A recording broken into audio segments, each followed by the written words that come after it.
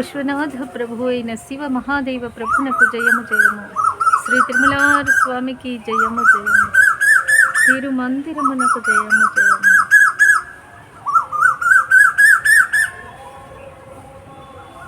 624వ మంత్రంలో స్వామి ఏం చెప్తున్నారు అనే దాన్ని మనం ఈరోజు తెలుసుకుందాం. సమాధి అనేది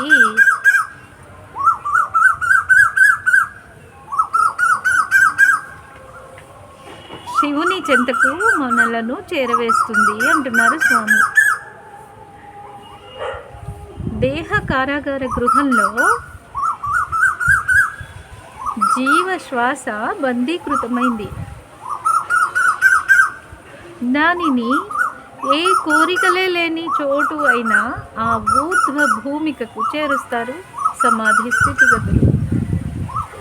ఎవరైతే వారి దృష్టిని సత్యమే పరమ లక్ష్యంగా చేసి దానిపై దృష్టిని కేంద్రీకరిస్తారో వారు శివం అనే రసమయ ఫలం వేలాడుతూ ఉన్న తోటకు చేరి ఆ ఫలాన్ని అందిపుచ్చుకొని ఆస్వాదిస్తారు. అలా సమాధి స్థితిలో సత్య శివ సుందరుని దరికి చేరిపోతారు వారు. తమ లక్ష్యంలో లక్ష్యంగా లక్ష్యార్థంగా కూడా అంటూ ఉన్నారు స్వామి. శివ మహాదేవ ప్రభునకు జయము జయము. శ్రీ తిరుమలార స్వామికి జయము జయము. తిరుమంతిరమునకు జయము జయము. ఇక 625వ మంత్రంలో స్వామి ఏం చెప్తున్నారు అంటే, సమాధి స్థితిలో పొందే అమృతత్వపు తన్మయం దైవాన్ని చేరే పథాన్ని మనకు చూపిస్తుంది అంటూ ఉన్నారు స్వామి. ప్రభు దర్శనం చేసేందుకు ఓ మార్గం ఉంది. ఆ దేవతలంతా చిలుకుతూనే ఉంటారు. ఆ చీకటి పర్వతమైన మందర పర్వతాన్ని కవ్వంగా చేసుకొని మా అంధర తమలో ఉన్న చీకటి అనే పర్వతాన్ని కవ్వంగా చేసుకొని మరింకా అమృతాన్ని పొందారు వారు. అలా చేసి ఆ మార్గంలోనే వారు పొందినది. అయితే వారు ఆ మార్మిక వెలుగుల కొండ శిఖరపు కొనకొమ్మకు చేరి ఆ వెలుగు జిలుగుల బంగారు కాంతుల దివ్య ప్రకాశామృతాన్ని పొందలేకపోయారు. వారు ఆ మధుపానంలో సంతసించారు, అంతవరకే సంతృప్తులైపోయారు. వారు తమ చంచలమైన చపల చిత్తాన్ని వెలుగుల కొండకు ముడివేసి మనస్సును సమాధి స్థితికి చేరిస్తే అక్కడ ఆంతర్యంలో నుండి అమృత జలధారను ఉద్భవింపజేసే శివామృత క్షేత్రం తమను అపార కారుణ్యామృత జలధిలో లయం చేస్తుందని, తమదైన ఉనికి నశిస్తుందని, తమ స్థితిని ఉనికిలో ఉంచుకునేందుకై శివామృత తన్మయత్వపు సమాధిని వదులుకున్నారు. ఎవరైతే శివామృతమైన కారుణ్య తన్మయత్వ పరవశాన్ని పొందాలనుకుంటారో వారికి ఆ సమాధి స్థితియే దైవాన్ని చేరే పథాన్ని మార్గాన్ని చూపిస్తుంది అంటున్నారు స్వామి. శివ మహాదేవ ప్రభునకు జయము జయము. శ్రీ తిరుమలార స్వామికి జయము జయము. తిరుమంతిరమునకు జయము జయము.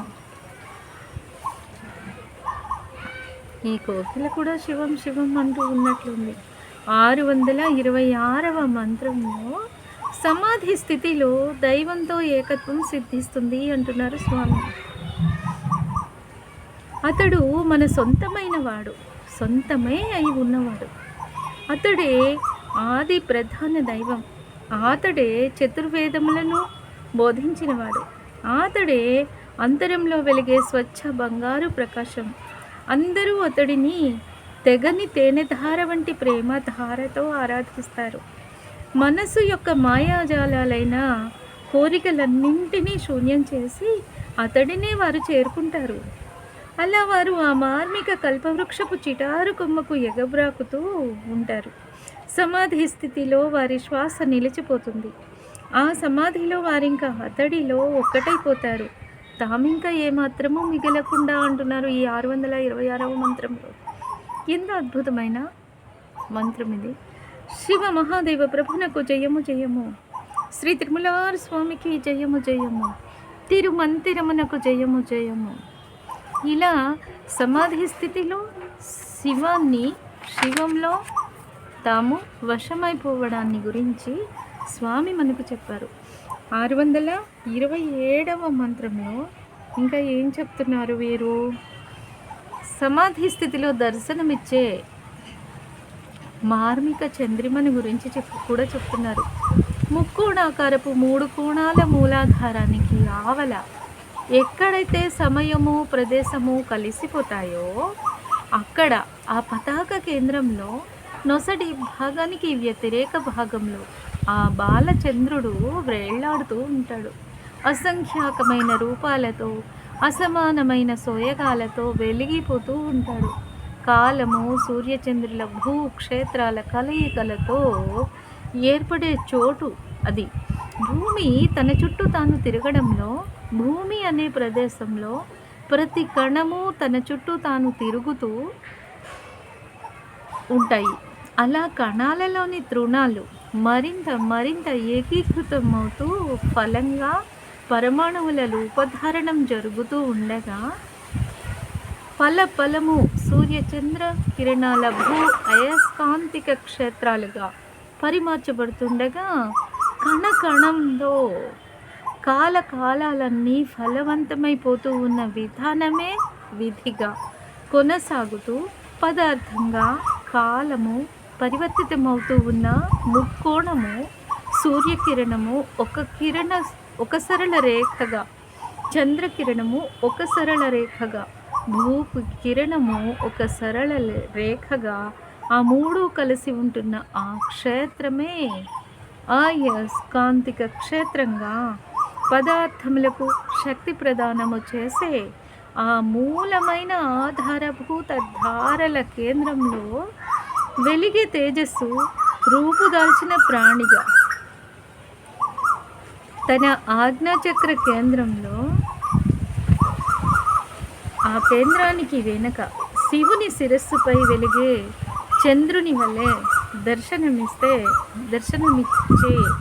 ఆ మార్మిక క్షేత్రంలో నుండి దర్శించే దృక్కోణంలో ప్రపంచంలోని అనేకానేక రూపాలన్నీ అసమానమైన అందచందాలతో వెలిగిపోతూ ఉండగా ఆ అద్వైత స్థితిని సమాధి స్థితిలో యోగి అనుభూతిస్తాడు అంటూ ఈ మంత్రంలో స్వామి చెప్తూ ఉన్నారు.